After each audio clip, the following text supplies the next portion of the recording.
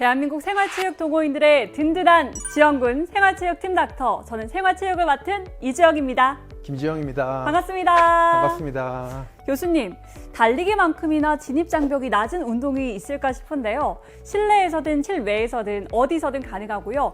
별다른 도구나 장비 없이도 튼튼한 다리만 있으면 가능한 운동이잖아요. 근데 여기에 더불어서 달리기의 운동 효과 역시나 좋다고 들었어요. 네, 전신 운동이고 또 이렇게 우리 팔다리뿐만 아니라 우리가 심폐지구력, 심장이라든지 뭐 또 폐기능 이런 것도 함께 좀 향상될 수 있으니까 정말 좋은 운동인 것 같습니다. 계속해서 저희가 또 올바른 달리기 방법을 배워왔는데요. 영상으로 한번 만나보겠습니다. 저는 듣기로는 케이던스라는 게 있다고 하더라고요. 케이던스가 뭐예요? 케이던스는 내가 1분 안에 발을 회전하는 걸음수를 얘기하는 겁니다. 그래서 그러니까 발을 굴리는 속도, 1분 안에 발을 몇 번을 땅에 지면에 딛고 있느냐. 그래서 180에서 190 정도의 어떤 케이던스가 가장 적합하다고 하는데 사실상 조금 물론 평균적인 나름대로 어떤 모르겠죠. 근데 케이던스는 신체에 따라 다 틀립니다. 케이던스하고 같이 가는 것은 보폭이거든요.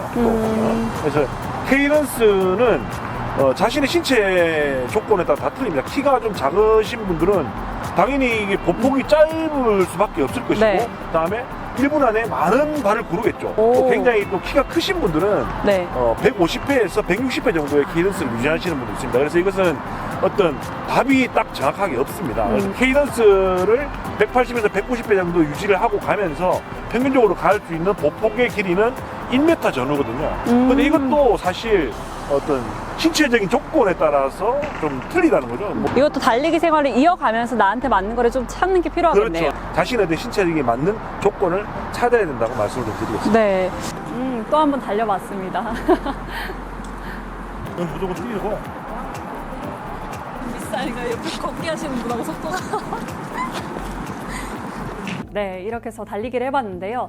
저희 첫 번째 시간이 장경인대 증후군이라고 해서 오래 달리는 사람들, 그리고 과도하게 운동하는 사람들 사이에서 나타나는 질환이라고 말씀을 드렸는데, 또 한 가지 러너스 니에서 또 빠질 수 없는 게 슬개 대퇴 통증 증후군이라는 질환이었습니다. 질환에 대해서 먼저 소개를 해주실까요? 그러니까 이제 슬개라고 하면 이제 우리 무릎 앞쪽에 보면은 이제 슬개골이라고 하는 무릎 덮개뼈가 있습니다. 이제 이거랑 이제 우리 허벅지뼈 이제 사이에서 이제 이런 관절이 있는데요. 주로 이제 앞쪽에 무릎 앞쪽이 이제 아픈 그런 질환, 요거를 이제 슬개 대퇴 통증 증후군이라고 얘기를 합니다. 그럼 연골연화증이란 질환이랑은 차이가 있는 거죠? 그렇죠. 연골연화증은 이제 연골을 다쳤다든지 아니면 관절염 등으로 인해서 연골이 얇아진 상태를 이제 연골연화증이라고 얘기를 하는데요. 이제 슬개 대퇴 통증 증후군은 이런 연골연화증이 꼭 있어야 되는 건 아니고, 주로 이제 무릎 앞쪽이 이제 아픈 경우에 이제 우리가 가장 처음 의심해 볼 수가 있고, 하지만 이제 슬개 대퇴 통증 증후군에서도 이제 심한 경우에는 슬개골 후면에 그런 연골연화증이 동반될 수도 있습니다. 근데 관절염 있으신 분들은 비가 오는 날 무릎이 시리다라고 표현을 하시는데 관절염과도 다른 건가요?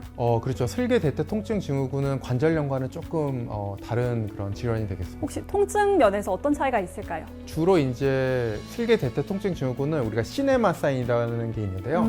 우리가 이제 무릎을 이렇게 구부린 채로 오래 앉아 있다가 이제 일어나려고 하면 이제 무릎이 이제 통증이 생기는 그런 게 있겠고요. 주로 이제 좀 무릎을 과도하게 구부렸다가 폈다 하는 이런 동작에서 좀 통증이 좀 더 심하게 되겠습니다. 하지만 일반적인 이제 무릎 관절염의 경우에는 뭐 다리가 이제 O자 형태로 변형이 될 수도 있고, 또 이제 서가지고 무릎을 굳이 구부리지 않는다 하더라도 이제 하중이 이제 무릎에 가해지게 되면 이제 통증이 발생하게 됩니다. 그렇군요. 그 슬개 대퇴 통증 증후군은 어떤 동작에서 이제 발생하는 건가요? 그러니까 주로 이제 무릎을 과도하게 구부렸을 때, 구부린 채로 오래 있을 때 이제 통증이 발생하고, 이제 많은 경우는 이런 슬개골의 어떤 움직임에 이 허벅지에 있는 대퇴 사두근이 굉장히 중요한 역할을 하는데요. 이런 대퇴 사두근이 좀 약해져 있을 때 이런 슬개 대퇴 통증 증후군이 흔하게 발생할 수가 있습니다. 그럼 달리기에서는 아무래도 이렇게 약간 굽혔다가 펴고 굽혔다가 폈다, 이 동작 때문에 발생하는 걸까요? 달리기 하는 그 과정에서 이제 무릎을 구부리는 그런 과정들이 많이 있는데, 허벅지에 있는 이런 대퇴 사두근이 좀 약해져 있다면은 이제 슬개골의 어떤 움직임이나 이런 게 정상적이지 않은 상태가 되고, 이런 것들이 이제 통증으로 이어질 수가 있습니다. 그렇다면 허벅지 앞쪽 근육을 길러준다면은 이 증후군을 예방하는 데 도움이 될까요? 일종의 이런 재활 치료로서 이 허벅지 근육을 강화하는 운동이 굉장히 중요한데요. 이제 흔하게는 이제 다리를 누워가지고 다리를 한쪽씩 좀 들고 있는다든지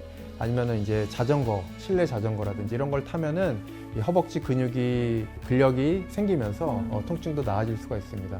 그리고 더 중요한 거는 우리가 오르막이나 내리막과 같이 좀 비탈진 곳을 간다든지 아니면은 쪼그려 앉는 동작이라든지 이런 것들이 이제 이런 통증을 악화시킬 수가 있으니까 그런 동작을 피하는 것도 굉장히 중요하겠습니다.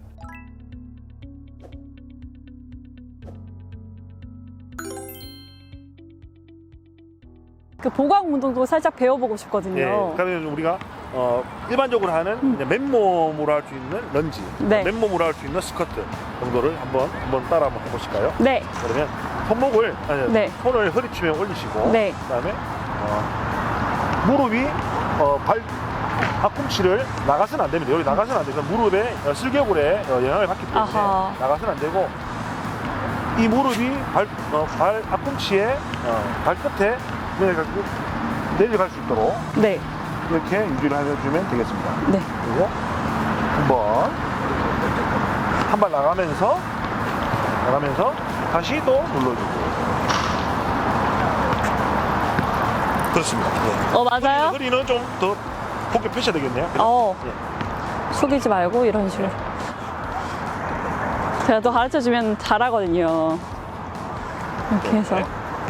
아. 이와 같은 맨몸 네. 스쿼트를 할 수 있어서 굉장히 보강 운동이 잘 도움이 네. 많이 됩니다. 하지 근력을 기르기 위한 두 가지 동작, 런지랑 스쿼트를 해봤는데요. 이 동작을 할 때 주의사항이 필요할 것 같아요. 그러니까 만약에 이제 슬개 대퇴 통증 증후군이 있을 경우에는 아까 제가 말씀드렸지만 이제 쪼그려 앉는 동작이 좋지 않지 않습니까? 그래서 이제 만약에 그런 무릎 앞쪽에 통증이 있는 분들이 스쿼트를 할 때는 너무 많이 이렇게 그 자세를 내리지 말고 약간만 네. 내리는 선에서 이렇게 스쿼트를 하는 것이 이런 원래 그런 슬개 대퇴 통증 증후군의 어떤 증상을 더 악화시키는 걸 막는 데 도움이 될 것 같습니다.